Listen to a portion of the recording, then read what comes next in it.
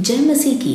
शुभ संदेश टीवी के सभी दर्शकों का प्रेयर टाइम के एक और एपिसोड में मैं प्रभु यीशु के मीठे और मधुर नाम में स्वागत करती हूँ। हम परमेश्वर के वचन से कुछ बातें सीख रहे थे और हमने देखा कि मसीही जीवन का अर्थ ये नहीं कि हमारा जीवन बहुत ही आराम और सुखदायी होगा।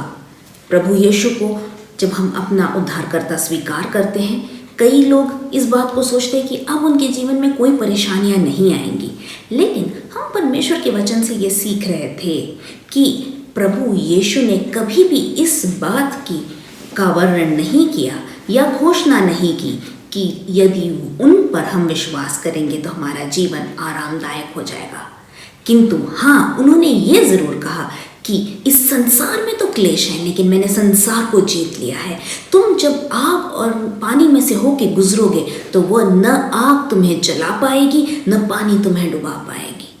हाँ, एक मसीही के जीवन में मुश्किलें ज़रूर आती हैं, तकलीफ़ें ज़रूर आती हैं, लेकिन हमारा परमेश्वर वो हमें कभी न छोड़ता है न त्यागता है। वो हमारे साथ उस मुश्किल में से होकर गुजरता है और हमें उसमें से बाहर जयवंत लाता है। बस उसके लिए एक काम करना है कि हमें उस पर विश्वास रखना है, उससे चिपके रहना है और कभी भी मुंह नहीं मोड़ना है। हम इस बात पर मनन कर रहे थे कि आखिरकार एक मसीही के जीवन में प्रभु तकलीफ़ें और क्लेश क्यों आने देते हैं। पिछली बार कुछ बातें आपके साथ मैंने बांटी थी। हमने देखा था कि सबसे पहली बात कि क्लेश या मुश्किलों को परमेश्वर हमारे जीवन में कई बार इसलिए आने देते हैं क्योंकि वो हमें और शुद्ध और पवित्र करना चाहते हैं। परमेश्वर का वचन कहता है कि वो हमें और अपनी तरह पवित्र बनाता है। वचन कहता है पवित्र बनो क्योंकि मैं पवित्र हूँ। वैसे ही वचन में हम एक और बात देखते हैं कि हमारे जीवन में कई बार क्लेश इसलिए आते हैं कि हमें मसीह का चरित्र, उसका निर्माण हो सके। जैसे जो क्लेश है, हम उसको क्या कहते हैं, एक आग की भट्टी के समान, क्लेश की भट्टी में से हम ज़रूर होकर गुजरते हैं। परमेश्वर उस सुनार की तरह होता है जो हमें उस क्लेश की भट्टी में से जब ले जाता है तो हमें और पवित्र करता है। और कहा जाता है जब सुनार उस चांदी को या सोने को पिघलाता है तो वो करता ये है कि उसे तब तक पिघलाता है जब तक उसके अंदर की जो भी मलिनता है वो पूरी तरह ख़त्म ना हो जाए और उसका स्वयं का प्रतिबिंब उसमें दिखने न लगे। हमारा प्रभु यीशु हमारे साथ भी यही करता है। जब हमें मुश्किल में से होकर गुजारता है तो उसका जो चरित्र है, जो धीरज है और जो परमेश्वर का, जो प्रभु यीशु का जो चरित्र, वो हमारे अंदर आता है और प्रभु यीशु के हम प्रभु यीशु को प्रतिबिंबित करने लगते हैं। तो ये बहुत ही सुंदर बात है कि किस तरह परमेश्वर हमारे जीवन में अपने चरित्र को और बढ़ाता है।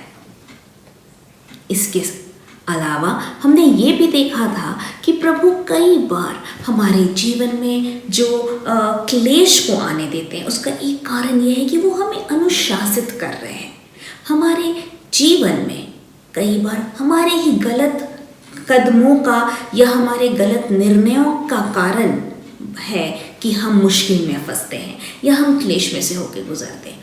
और कई बार क्योंकि प्रभु हमसे प्रेम करते हैं और वो नहीं चाहते कि हम उस अनंत काल के नरक में जाएं, तो एक पिता के समान, एक प्रेम करने वाले पिता के समान अपने बेटे को ताड़ना देता है, अपने बच्चों को, बेटे और बेटियों को ताड़ना देता है कि हम उस गलत मार्ग से फिरकर सही मार्ग में आ जाएं।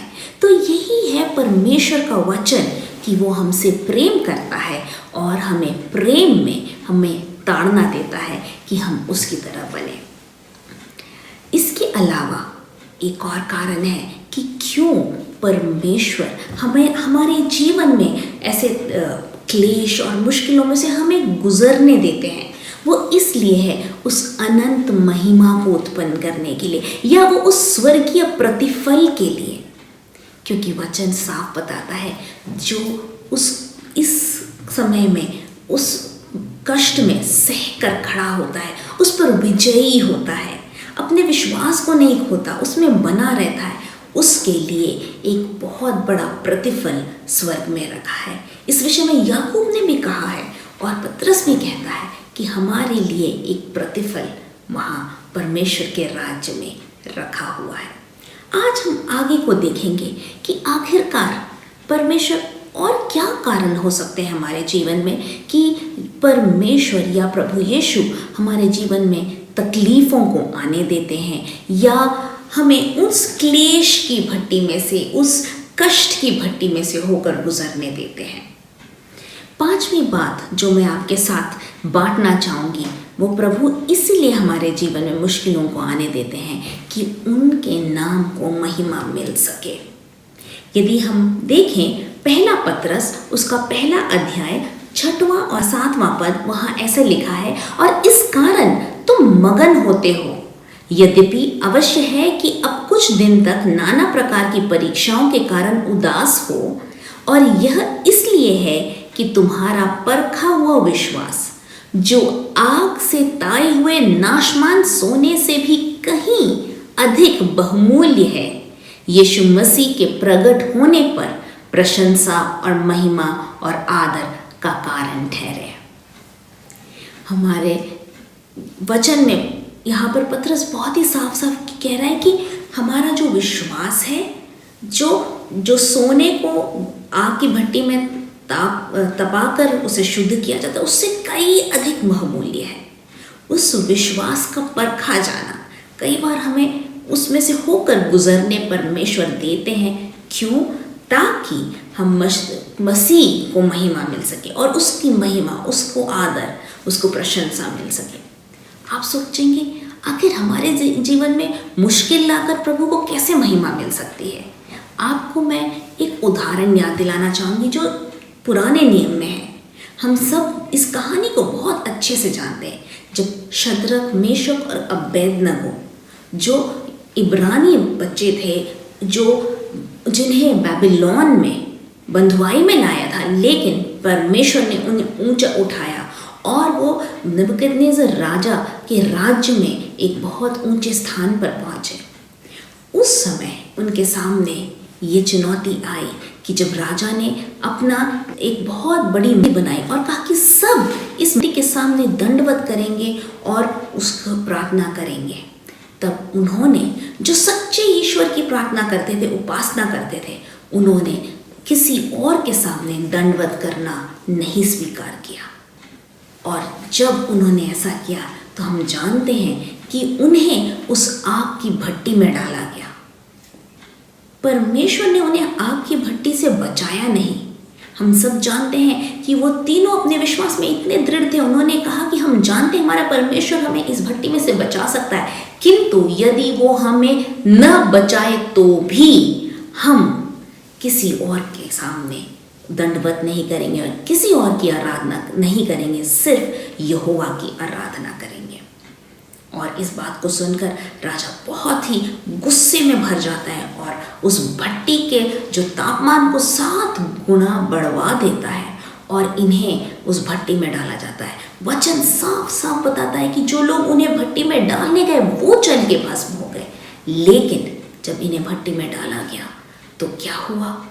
परमेश्वर का स्वर्गदूत, परमेश्वर वहाँ स्वयं उतर आए, यीशु वहाँ स्वयं उतर आए और वो राजा जो प्रभु यहोवा पर विश्वास नहीं करता है, उसने देखा कि उसने भट्टी में तो 3 लोगों को डाला था, किंतु 4 लोग नजर आ रहे हैं और वो स्वयं कहता है परमेश्वर के पुत्र के समान कोई है, और वहाँ उनको जल्दी निकाला जाता है। और यहाँ पर शद्रक, मेशक और अबेदनगो बताते हैं कि जब उन लोग उनकी जांच करते थे, ना उनके कपड़ों में आग की गंध थी, ना उनके बालों में बाल झुलसे थे, और वहाँ पर परमेश्वर की महिमा होती है। वहाँ पर राजा इस बात की घोषणा करता है कि शद्रक, मेशक और अबेदनगो का परमेश्वर सच्चा परमेश्वर है। मेरे भाइयों और बहनों, कई बार हमारे जीवन में मुश्किलें आती हैं। शायद हमारे जीवन में जो बचाव है या जो छुटकारा है, शायद शद्रक मेशक अबेदनगो के जीवन में जिस तरह इतनी बड़ी महान कार्य हुआ था उस तरह ना हो, लेकिन छोटी सी छोटी जो आपके जीवन की चमत्कार की कहानी है वो परमेश्वर को महिमा देती है। हो सकता है जब आपके पास नौकरी नहीं थी उस समय परमेश्वर ने एक नौकरी दिलाई आपको, जो दूसरों के सामने एक गवाह, आप एक परमेश्वर की महिमा का कारण बने। मेरे प्रियो, जब हम उस पर भरोसा रखते हैं, जब हिम्मत नहीं हारते, हम उसे छोड़ते नहीं हैं, त्यागते नहीं हैं, तो परमेश्वर हमारे जीवन में ऐसे कार्य करता है जिससे महिमा केवल प्रभु को ही मिलती है। एक और कारण है जिसके लिए परमेश्वर हमारे जीवन में मुश्किलों को आने देते हैं, वो इसलिए है कि हम दूसरों के सामने एक गवाह बन सके या गवाही दे सके। हम पढ़ते हैं फिलिपियों 1 अध्याय उसके 12वें पद में लिखा है, हे भाइयों, मैं चाहता हूं कि तुम ये जान लो कि मुझ पर जो बीता है उससे सुसमाचार की ही बढ़ती हुई है। ये पौलुस बता रहा है कि उसके जीवन में जो भी कष्ट और क्लेश आए, जो परेशानियां आई, उसने इतना सहा परमेश्वर के वचन के लिए। उसे मारा गया, बेतों से मारा गया, उसे कोड़े मारे गए, उसे पथराव किया गया और मरा हुआ समझकर छोड़ दिया गया। ऐसे बहुत से कष्ट पे वो गुजरा और वो कहता है ये सब जो बातें हुई वो परमेश्वर की महिमा के लिए हुई। कई बार और उससे क्या हुआ, सुसमाचार की बढ़ोतरी हुई। वो एक लोगों के सामने एक गवाह के रूप में खड़ा हुआ और परमेश्वर का सुसमाचार कोने कोने तक वो फैला पाया। दूसरा कुरिन्थियों 12:10 में भी वो कहता है, इस कारण मैं मसीह के लिए निर्बलताओं और निंदाओं में और दरिद्रता में और उपद्रवों में और संकटों में प्रसन्न हूँ, क्योंकि जब मैं निर्बल हूँ तभी बलवंत होता हूँ। जब पौलुस अपने आप को निर्बल महसूस करता था तब परमेश्वर का सामर्थ उसके जीवन में से कार्य किया। हम जानते हैं उसके जीवन में वो स्वयं कहता है कि वो एक तकलीफ से होकर गुजर रहा था, जिसे वो कहता है वो एक कांटा जो मेरे शरीर में था, और उसने बार बार परमेश्वर से मांगा कि हे परमेश्वर, इस कांटे को मेरे जीवन से हटा दीजिए। लेकिन परमेश्वर कहता है मेरा अनुग्रह तुम्हारे लिए काफ़ी है। कई बार हमारे जीवन में कुछ ऐसी परिस्थितियां आती हैं, किंतु हमारे जीवन में कोई तकलीफ हो जिसके लिए हमें, और हम सोचेंगे हे प्रभु क्या है, उसका अनुग्रह हमारे लिए काफ़ी है। उस तकलीफ में भी वो हमें एक गवाह के रूप में खड़ा करता है। हो सकता है हमारे जीवन में मुश्किल आए, लेकिन एक मुश्किल की घड़ी या एक सीजन जो कहते हैं हम, कुछ समय हम जो क्लेश में से होकर गुजरते हैं उसके बाद हमें बाहर निकालता है, और जब हम पीछे मुड़ के देखते हैं तो हमारे जीवन में एक बहुत बड़ी गवाही बन जाती है। मेरे प्रियो, ये हमारी खुद की एक गवाही है कि हमारे जीवन में कई तकलीफ़ें आई, किंतु आज जब हम पीछे मुड़ के देखते हैं, हम उसकी महिमा करते हैं, हम उसको एक गवाही के रूप में दूसरों के सामने बांटते हैं, क्योंकि परमेश्वर ने हमें उस तकलीफ में पड़े रहने नहीं दिया, उसमें हारने नहीं दिया, लेकिन उसमें से हमें खींचकर विजयी बाहर निकाला। इसके बहुत से हम उदाहरण बाइबल में भी देखते हैं। हम देखते हैं कि जब यीशु मसीह उस जन्म से जो अंधा व्यक्ति था उसे चंगा करने पहुंचते हैं, तो लोग पूछते हैं आखिरकार क्यों इसके जीवन में ऐसा हुआ। तो प्रभु यीशु बोलते हैं कि परमेश्वर की महिमा के लिए, और उसके बाद वो चंगा करते हैं उस व्यक्ति को, और हम जानते हैं कि वो एक बहुत बड़ी गवाही का कारण बना। याजक लोग भी उसके विरोध में कुछ कह नहीं पाए। क्योंकि परमेश्वर प्रभु यीशु के द्वारा वहाँ एक बहुत बड़ा चमत्कार हुआ था, और वो व्यक्ति एक वयस्क था और वो खुद गवाही देकर बोलने लगा कि मैं अंधा था लेकिन अब मैं देख सकता हूँ। मेरे प्रियो, हमारे जीवन के क्लेश हमें एक गवाह के रूप में भी खड़ा करते हैं।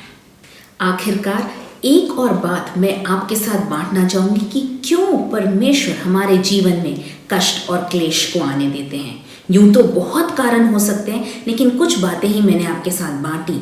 और एक और बात वो ये है कि परमेश्वर दूसरों को एक प्रोत्साहन या एक सांत्वना बनाने के लिए पर हमारे जीवन में भी कष्ट और क्लेश को देते हैं। यदि हम पढ़ते हैं 2 कुरिन्थियों उसका 1 अध्याय 3 और 4 पद, तो यहाँ वचन ऐसा कहता है, हमारे प्रभु यीशु मसीह के परमेश्वर और पिता का धन्यवाद हो, जो दया का पिता और सब प्रकार की शांति का परमेश्वर है। वह हमारे सब क्लेशों में शांति देता है, ताकि हम उस शांति के कारण जो परमेश्वर हमें देता है उन्हें भी शांति दे सकें जो किसी प्रकार के क्लेश में हों। तो वचन साफ बताता है कि कई बार हमारे जीवन में तकलीफें और मुश्किलें वो इसलिए भी आने देते हैं कि जब कोई और उसी तरह की परिस्थिति में होके गुजरे तो हम उनके जीवन में उनके लिए एक शांति या एक सांत्वना या एक प्रोत्साहन का कारण बन सके। तो मेरे प्रियो, यदि आप आज मुश्किल में से होके गुजर रहे हैं, यदि आप तकलीफ में हैं या आपको लग रहा है एक के बाद एक ऐसे बहुत से परेशानियां और बहुत से परीक्षाएं आपके जीवन में आ रही हैं, कई लोग प्रभु को दोष देने लगते हैं। मेरे भाइयों और बहनों, प्रभु हमारी परीक्षा नहीं ले रहा है। वचन बहुत साफ बताता है, याकूब की पत्री उसका 1 अध्याय उसके 13वें पद में, जब किसी की परीक्षा हो तो वह यह न कहे कि मेरी परीक्षा परमेश्वर की ओर से होती है, क्योंकि न तो बुरी बातों से परमेश्वर की परीक्षा हो सकती है और न वह किसी की परीक्षा आप करता है। हाँ, वो हमारे जीवन में परीक्षाएं नहीं लाता, लेकिन कई बार उन्हें आने देते हैं, क्योंकि या तो वो हमारे ही कर्मों या हमारे गलत निर्णयों के कारण से होता है, या उसकी कुछ योजना होती है जिस हमारी भलाई के लिए, हमारे अंदर उसके जैसे व्यवहार को बनाने के लिए, हमें उसके जैसे और करने के लिए, या दूसरों को जीवन में एक आशीष के रूप में बनाने के लिए। तो प्रियो, दृढ़ रहें। हो सकता है जब आप उस तकलीफ में से होके गुजरें तो आप पुकार के कहें, हे प्रभु, क्या आप देख नहीं रहे हैं कि मेरे जीवन में कितनी मुश्किलें हैं? क्या आपको मेरी चिंता नहीं? तो मैं आपको बताना चाहती हूँ, उसे आपकी चिंता है, उसे आपकी परवाह है, उसे ध्यान है आपका। वचन में से कुछ बातों को मैं आपके साथ, कुछ घटनाओं को आपके साथ बांटना चाहूँगी, बल्कि ये सब यीशु के साथ हुई घटनाएं हैं कि जब लोग मुश्किल से होके गुजरे तो उन्होंने यीशु से पूछा कि हे प्रभु, क्या तुझे परवाह नहीं? और तब यीशु ने उनके उस जो परिस्थिति थी उसमें कार्य किया।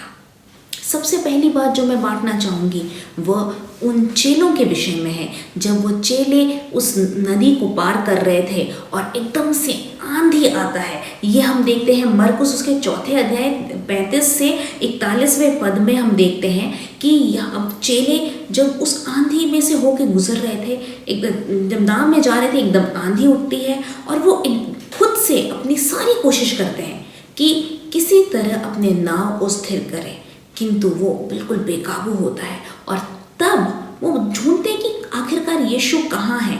और 38वें पद में लिखा है कि वो देखते हैं कि यीशु पीछे गद्दी में आराम से सो रहा है। और तब वो प्रभु से आके कहते हैं, हे गुरु, क्या तुझे चिंता नहीं कि हम नाश हुए जाते हैं? और यीशु वहाँ उठते हैं। वचन बताता है यीशु उठते हैं और वो आंधी को डांटते हैं और सब एकदम शांत हो जाता है। और वो पूछते हैं, क्या तुम्हें इतना विश्वास भी नहीं?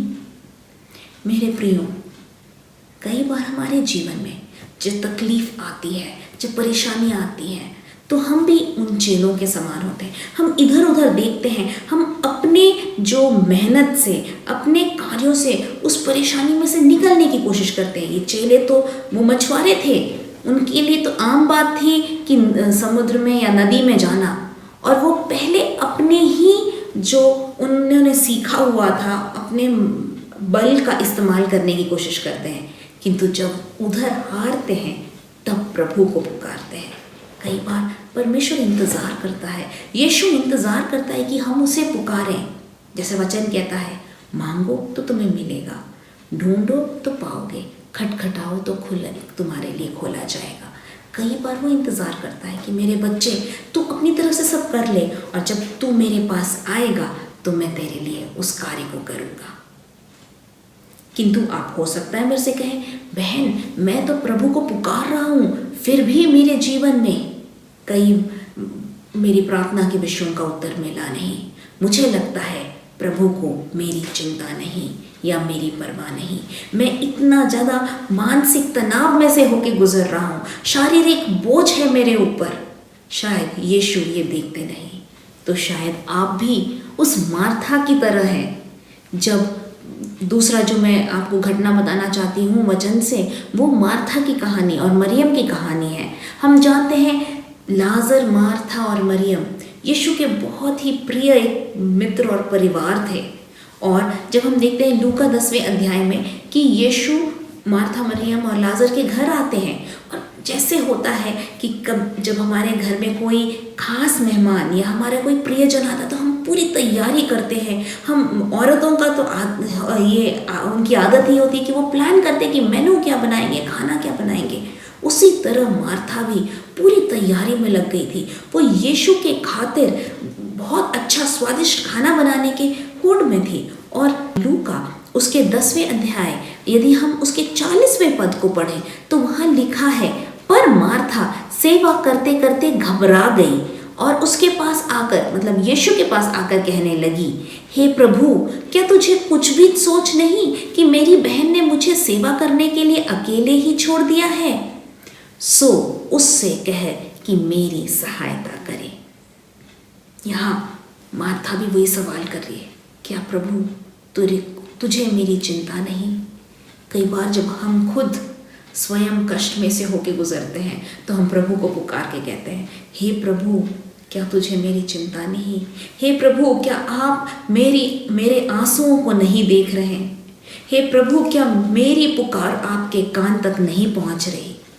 तब प्रभु यीशु मार्था से क्या कहते हैं आखिरकार? यहाँ पर प्रभु मार्था से कह रहे हैं, हे मार्था, मरियम ने वो अच्छा भाग चुन लिया है जो उससे वापस न लिया जाएगा, लेकिन तू बहुत सी बातों की चिंता में लगी हुई है। कई बार हम जीवन में इसलिए थक जाते हैं कि हम बहुत सी बातों की चिंता में लगे हुए हैं। हमारे जीवन की प्राथमिकताएं उथल पुथल कई बार हो जाती है। कई बार प्रभु को जो स्थान देना है उसके बदले हम सांसारिक बातों में, पैसे कमाने में, हमारी हर एक ज़रूरतों को पूरा करने में, उसमें ज़्यादा लग जाते हैं। और तब प्रभु हमसे कहते हैं, क्या तुम एक बार शांत होकर बैठ के सोचोगे कि तुम्हारी कहीं प्राथमिकताएं तो बदल नहीं गई? क्या मैं तुम्हारी प्राथमिकता में से पीछे तो नहीं चला गया? क्या इस संसार की बातें ज़्यादा प्राथमिक या ज़्यादा ज़रूरी तो नहीं हो गई?